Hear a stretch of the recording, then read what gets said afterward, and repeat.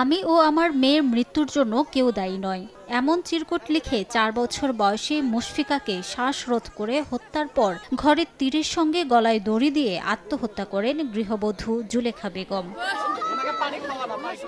একসঙ্গে দুই মৃত্যুতে স্বজনদের আহাজারি যেন থামছে না। তারা জানান, দুপুরে জুলেখা ও শিশুকন্যা মুশফিকার কোনো সাড়া না পেয়ে বাড়ির সদস্যরা ডাকাডাকি করেন বাইরে থেকে। পরে তারা জানালা দিয়ে দেখতে পান বিছানায় পড়ে আছে শিশু মুশফিকার মরদেহ, আর গলায় ওড়না পেঁচিয়ে ঘরের তীরের সঙ্গে ঝুলে রয়েছেন জুলেখা বেগম।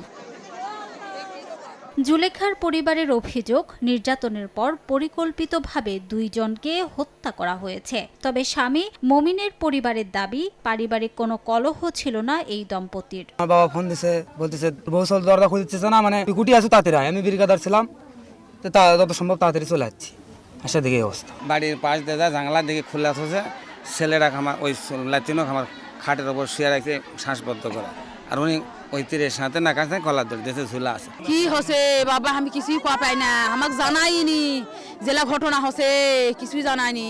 এর আগে কয়বার হুড়াহুড়ি হচ্ছে, ওই মেয়া করা বাইর জামাকে একদিন সোল করছে, নানা ভাই আমার দাদু কালি মাক কালি গালায় মাক মারবা যায়, গালা দুটো দড়ি দেয়, তার তো একটা চেয়ার লাগবে, চেয়ারের উপর থেকে গালা ধরবে, চেয়ার পাওয়া ফেলা দেবে, চেয়ার নাই কা। আমাদের মেয়ে মরলো কেন, আমাদের বাচ্চা মরলো কেন, এটার বিচার চাই। পুলিশ বলছে, প্রাথমিকভাবে ধারণা করা হচ্ছে মেয়েকে শ্বাসরোধে হত্যার পর মা আত্মহত্যা করেছেন। তদন্ত সাপেক্ষে নেওয়া হবে আইনি ব্যবস্থা।